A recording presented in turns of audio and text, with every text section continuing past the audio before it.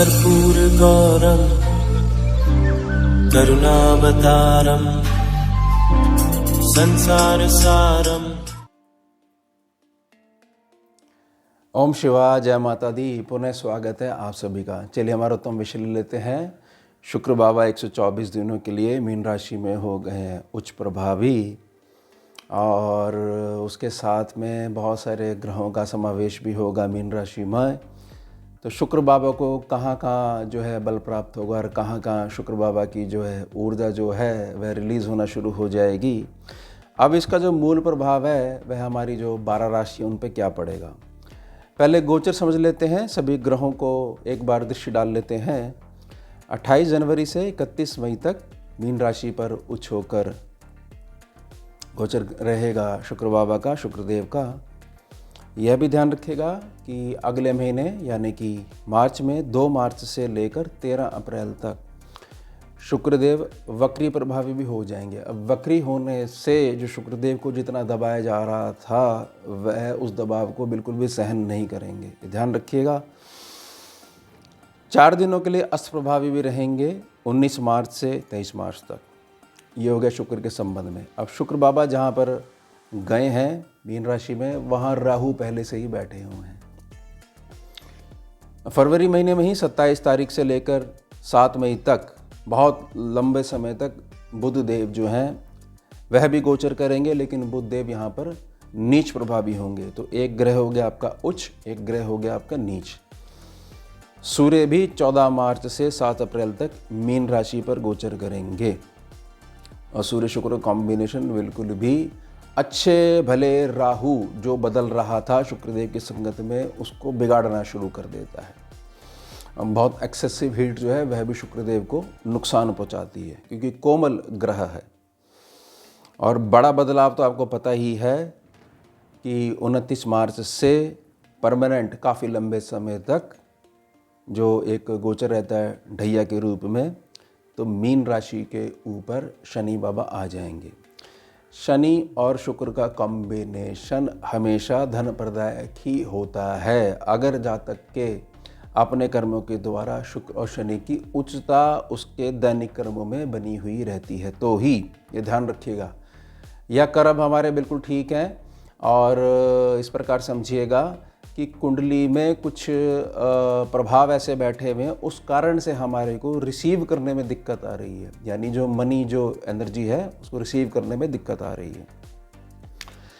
अब मूल समझ लीजिए कि हमें करना क्या है, उसके पश्चात एक एक दृष्टि में प्रभाव समझ लेंगे हम सभी 12 राशियों के लिए। शुक्र बेशक उच्च के हैं, लेकिन वहाँ पर राहु बाबा बैठे हुए हैं। राहु करेंगे क्या? राहु शुक्र जो अच्छे भले सही ढंग से और मध्यम गति से चल रहे हैं, एकदम से भटकाने का प्रयास करेंगे। यहाँ पर किसी भी प्रकार का जो रिश्ता है वह टूटने की संभावना को बढ़ा देंगे राहु। लेकिन जातक अगर धैर्य से काम लेगा और यह दृष्टि में ध्यान रखेगा कि उसकी कोई भी गलती नहीं है, वह बिल्कुल ठीक है, तो राहु उनकी संगत में आने से, शुक्र की संगत में आने से धीरे धीरे बदलना शुरू हो जाएंगे। अब बुध देव नीच प्रभावी हो जाएंगे। ध्यान रखिएगा, बुध देव जब नीच प्रभावी रहेंगे मीन राशि पे, आपके मुख से निकले हुए कड़वे वचन आपको बहुत ज़्यादा भारी पड़ सकते हैं। उससे जो आपका इंटरनल शुक्र है वह प्रभावित हो सकता है, समाज में रिलेशन खराब हो सकती है। ये यूनिवर्सली प्रभाव है।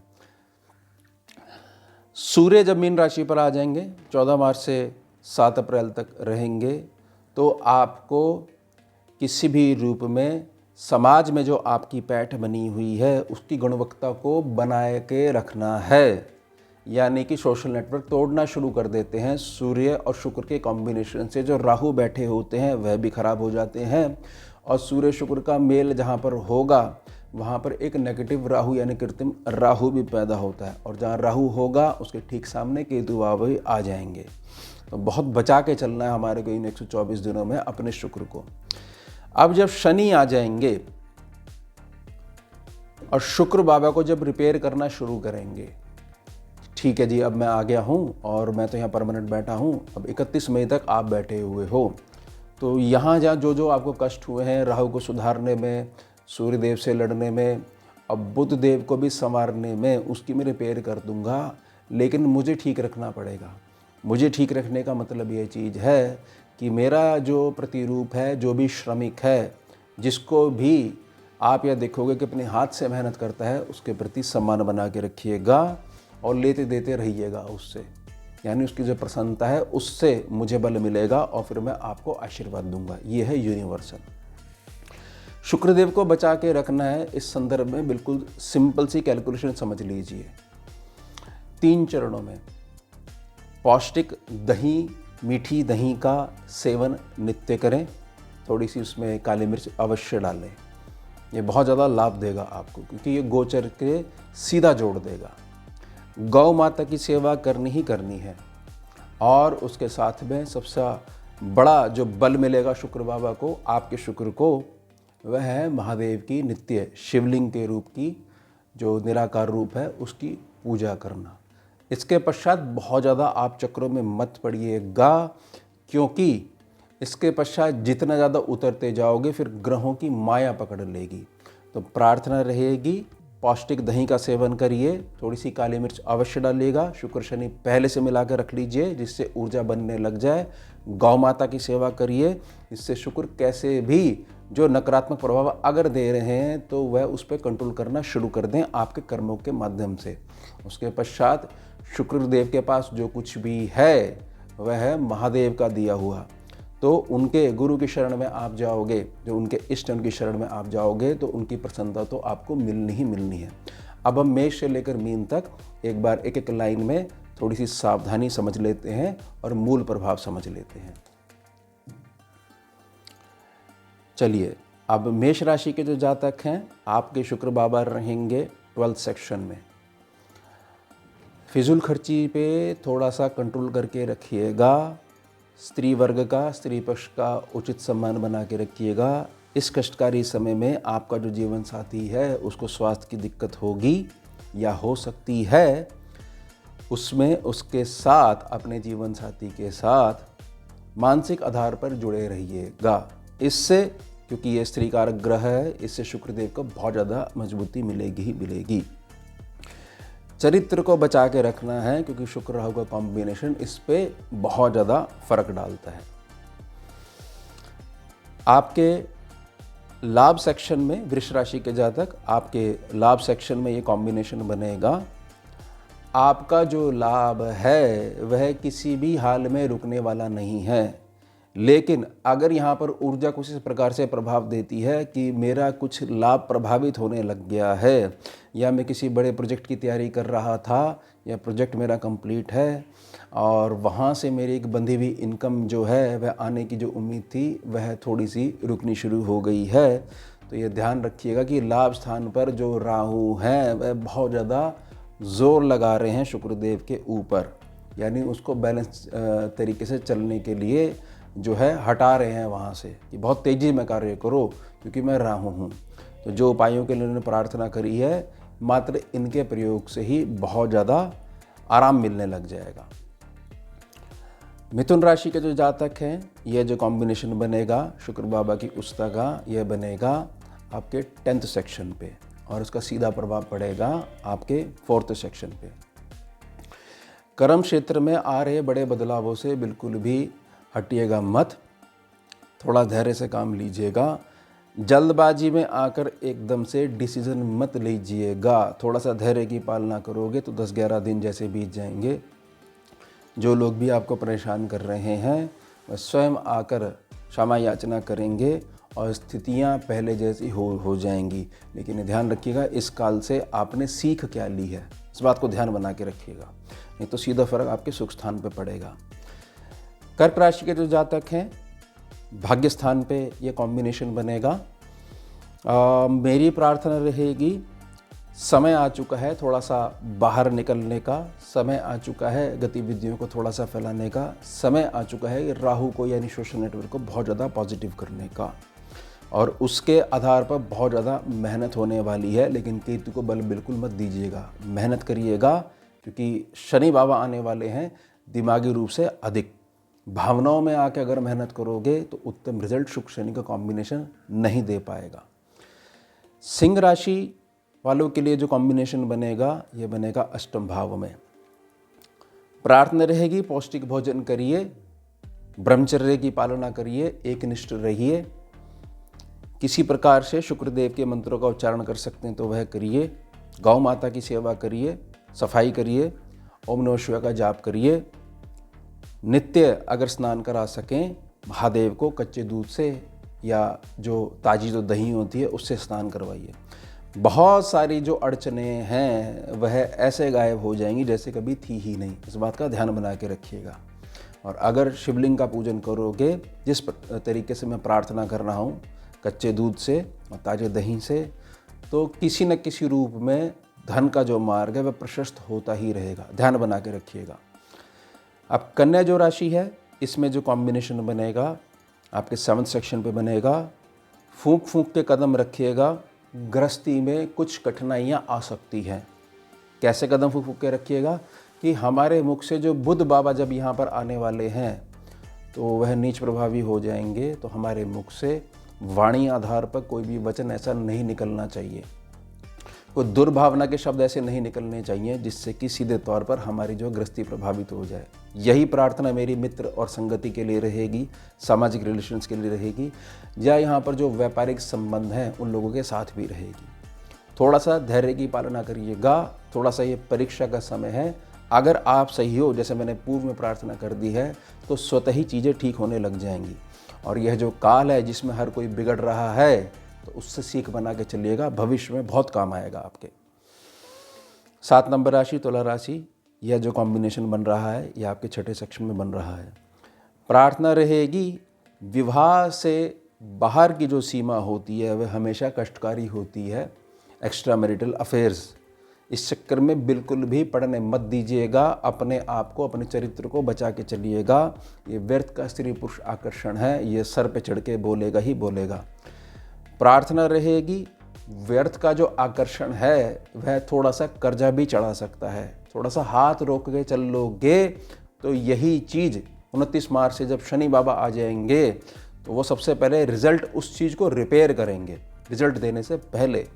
तो यहाँ पर अगर कुछ ऐसा कर्म करोगे जो शनि बाबा की दृष्टि में ठीक नहीं है या पाप की श्रेणी में आता है, तो व्यर्थ में एक्स्ट्रा कर्म को ढोने लग जाओगे। तो यहाँ पर थोड़ा सा बच के चलिएगा। शुक्र बाबा उच के हमारे को बना के रखने हैं, राहु से भी बचाना है, बुध से भी बचाना है हमारे को, जिससे वाणी भी खराब ना हो। सूर्य बाबा से भी बचाना है, और शनि बाबा के जो आदर्श है उसके द्वारा शुक्र को पुष्ट भी बनाकर रखना है। समय थोड़ा सा ऐसा भी रहेगा, मंत्र जाप इत्यादि में जाने का मन करेगा, बिल्कुल जाइएगा, लेकिन एक जगह टिक के मत बैठ जाइए, एकांत में बैठूंगा नहीं, थोड़ा सा भजन इत्यादि भी करिएगा, बाहर भी निकलिएगा, ये प्रार्थना रहेगी। अब जो वृश्चिक राशि है आपके यहाँ जो कॉम्बिनेशन बनेगा 5th सेक्शन पे बनेगा, इस बात को बहुत अच्छे समझ लीजिए कि कुछ बड़ा बदलाव होने जा रहा है आपके 5वें सेक्शन के माध्यम से। आपकी संतान पक्ष के जीवन में भी, या आपका कोई ड्रीम प्रोजेक्ट रहा है वह बिल्कुल जो है किनारे पे आ चुका है। अब जो मझधार में फंसा हुआ था वहाँ से बाहर निकलना शुरू हो चुका है, यहाँ पर आ चुका है। अब जो अटकाव अगर आ सकते हैं वह अटकाव आ सकते हैं कि शायद हम जो है थोड़ा सा गलत चल लिए, ये भ्रमित करने का प्रयास करेंगे राहु देव, और हमारे को लाभ मिलता हुआ दिख नहीं रहा है, तो हमारे को ये प्रोजेक्ट जो है रोक देना चाहिए, इसमें चेंज कर देनी चाहिए प्लानिंग हमारी। ये मत करिएगा, यहाँ तक आए हो तो बिल्कुल ठीक ही आए हो, थोड़ा सा धैर्य से कार्य लीजिएगा, थोड़ा सा इंतज़ार करिए, शनि बाबा साथ में आ जाएंगे, फिर देखिए कैसे बल मिलता है फिर शुक्रदेव को, और राहु भी चुप होकर बैठ जाएंगे और वाणी बिल्कुल सधी हुई हो जाएगी। ध्यान रखिएगा, शनि बाबा अगर बुध बाबा को चला रहे हैं तो बहुत ज़्यादा उत्तम है। बुध अगर शनि को चलाना शुरू कर देंगे इसका मतलब कर्म में खोट आ चुकी है, तो फिर फल उत्तम नहीं मिलते हैं। अब धनु राशि का जो ये कॉम्बिनेशन बन रहा है ये बन रहा है आपके सुख स्थान पर। ऐसा लग सकता है कि सब कुछ नष्ट होने वाला है, काम धंधा नहीं है, सुख स्थान की बढ़ोतरी नहीं हो पाएगी, खर्चा कैसे चलेगा, यह भ्रम है, ये शुक्रदेव को भटकाने का प्रयास है। यानी राहु जो है एक प्रकार से अपने आवेश में लेने का प्रयास कर रहे हैं शुक्रदेव को। कुछ नहीं होगा, क्योंकि 4 तारीख से बृहस्पति देव भी जो है वो हो जाएंगे मार्गी, तो उसका भी बल मिलेगा, और बैठे भी वो शुक्रदेव के घर में ही हैं, तो एक घर इनका मजबूत होना शुरू हो जाएगा। तो भ्रम में मत पड़िएगा और बहुत ज़्यादा अपना जो 10th सेक्शन है उसको बहुत ज़्यादा अगर मजबूत करना चाहते हो तो नित्य श्वान की सेवा करा करो। रात की जो बासी रोटी है वह ज़रूर दिया करो नित्य अवस्था में। फिर देखिए जो 10th सेक्शन उसमें बहुत ज़्यादा मजबूती आने लग जाएगी। अब जो मकर राशि है यह जो कॉम्बिनेशन बनेगा 3rd सेक्शन में बनेगा, बहुत सारी चीज़ों में आपकी जो मेहनत है उसमें शुक्र की नीति का प्रवेश होने लग जाएगा। बस आपको जल्दबाजी करने से बचना है क्योंकि यह आपकी मेहनत ही है, यही आपके भाग्य का निर्माण करना शुरू करेगी। अब राहु और केतु का कॉम्बिनेशन देखें तो यहाँ पर अगर पहले भाव से गिनते हैं 3रे भाव तक आते हैं तो राहु और केतु एक प्रकार से उच्च प्रभावी हैं। उच्च प्रभावी राहु और केतु जो हैं इनको बैलेंस करने का तरीका यही है कि हमारे जितने भी अनुज हैं समाज में या घर में, हमारे को उनकी संगत पे विशेष ध्यान देना है। हमारी बहुत बड़ी जिम्मेदारी है उनके प्रति, वह निभाते रहनी है। अगर हम अपना हाथ झाड़ लेते हैं और हमारी जो जिम्मेदारी कर्तव्य है धर्म से पीछे हट जाते हैं तो राहु और केतु स्वतः ही बिगड़ने शुरू हो जाएंगे।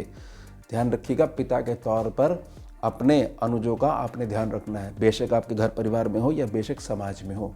किसी भी गलत चीज़ को देख के अगर मुंह फेर लोगे तो राहु और केतु को जो पॉजिटिव बल मिलना चाहिए वह मिलना बंद हो जाएगा। अब 11 नंबर राशि है, कुंभ राशि है। ये कॉम्बिनेशन बनेगा आपके 2nd हाउस में।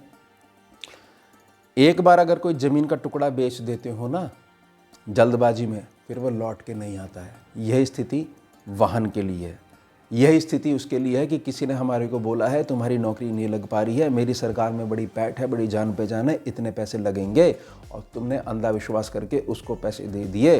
अब तुम्हारे पैसे भी गए और यह चीज़ ऐसी है इसकी कंप्लेंट करोगे तो बहुत सारी चीज़ें में भी हानि होने की संभावना बनी रहेगी। तो इन चक्रों में मत पड़िएगा, जैसे चल रहे हो वैसे चलते रहिएगा। यह अटकाव राहु के हैं। बेशक इस पे बात हो जानी चाहिए कि ठीक है अब शुक्रदेव उचके हो गए, बहुत अच्छा है, लेकिन शुक्रदेव को बचा के रखना भी आना चाहिए उपायों के माध्यम से। इसलिए बुद्धि सदी हुई रहेगी तो नीच के बुध कुछ नहीं कर पाएंगे। सूर्यदेव भी वहाँ पर शुक्र को इतना प्रभावित नहीं कर पाएंगे कि अल्टीमेटली जो राहु है वो भी नेगेटिव हो जाए और कृत्रिम राहु आ जाए। तो व्यर्थ के प्रलोभन में मत आइएगा, अटकेगा मत। बहुत तेज़ी से धन का अपव्यय होने की संभावना बनी हुई है। अब जो मीन राशि है, ये जो कॉम्बिनेशन बनेगा आपके लगन भाव पे बनेगा। देखिए मैं आपको एक चीज़ समझाना चाहता हूँ, जातक की उन्नति और अवनति, सर्वोन्नति है, सर्वलाभ है, उसमें कहीं ना कहीं चंद्रमा का बड़ा हाथ रहता है। शुक्र क्या है? शुक्र है वैभव। समझिए आप मेरी बात को, शुक्र क्या है? शुक्र है लग्जरी। लेकिन चंद्रमा अगर ठीक नहीं है तो नकद धन आपके पास कैश फ्लो है ही नहीं। यानी शुक्र में अगर किसी प्रकार की परेशानी आ रही है, ऐसा लग रहा है कि मन बड़ा अप्रसन्न बना हुआ है, बीमारियां बिल्कुल जा ही नहीं रही हैं, तो साथ में आपने अपने चंद्रमा पे भी ध्यान देना है। तो मैंने जो पूर्व में प्रार्थना करी है गौ माता के लिए, मैंने जो प्रार्थना करी है, उत्तम पौष्टिक दही का सेवन करिए, मीठी दही का सेवन करिए, थोड़ी सी काली मिर्च डालिए, और साथ में जो मैंने महादेव के पूजन करने के लिए जो प्रार्थना करी है, तो महादेव अगर प्रसन्न होंगे तो चंद्रमा को बल मिलने लगेगा। चंद्रमा को बल मिलने लगेगा तो धन आने लगेगा, धन आने लगेगा तो शुक्र की उपयोगिता को उपयोग कर पाओगे। प्रार्थना रहेगी आपके जीवन साथी को लेकर, 7 सेक्शन को लेकर बहुत सारे डाउट्स बनते नज़र आ रहे हैं। व्यर्थ के भ्रम में मत पड़िएगा, क्योंकि ये मात्र राहु जो है भ्रम दिखाने का प्रयास कर रहे हैं। भ्रम में मत आइएगा और बिल्कुल भी बुद्ध मत बिगाड़िएगा। अपने मुख से किसी प्रकार के वचन ऐसे मत निकालिएगा, क्योंकि वह ग्रह कितने भी अच्छे कर लो वह लौट के नहीं आएंगे, वह जिंदगी भर का एक गैप बन जाएगा। तो प्रार्थना रहेगी, चंचल राशि है, मीन राशि है, हर हाल में कुछ करो या ना करो। मान लीजिए आदमी कहता है कि मेरे को तो दही सूट ही नहीं करती है और गाय होती ही नहीं है हमारे एरिया में, तो मानसिक रूप से कल्पना रूप में शिवलिंग सम्मुख रख के मानसिक रूप में पूजन करो। अब मानसिक रूप में खूब बढ़िया सा जल चढ़ाओ, खूब बढ़िया दही चढ़ाओ, कामधेनु गौ माता से प्रार्थना करो, माँ दुग्ध दें वह करवाओ। कोई जहाँ तक बोले कि भाई हमारे तो दूर दूर तक कोई शिव मंदिर भी नहीं है, अब हम क्या करें, तो मानसिक रूप से ये चीज़ करो, जिससे जो चंद्रमा को है जो इंटरनल पावर मिलने लग जाए। चलिए, ये हो गया हमारा उत्तम विषय। मिलते हैं आपसे अगले भाग में नए विषय के साथ। जुड़िए और जोड़िए। ओम शिवा, जय माता। भुजगेन्द्रहारं कर्पूरगौरं करुणावतारं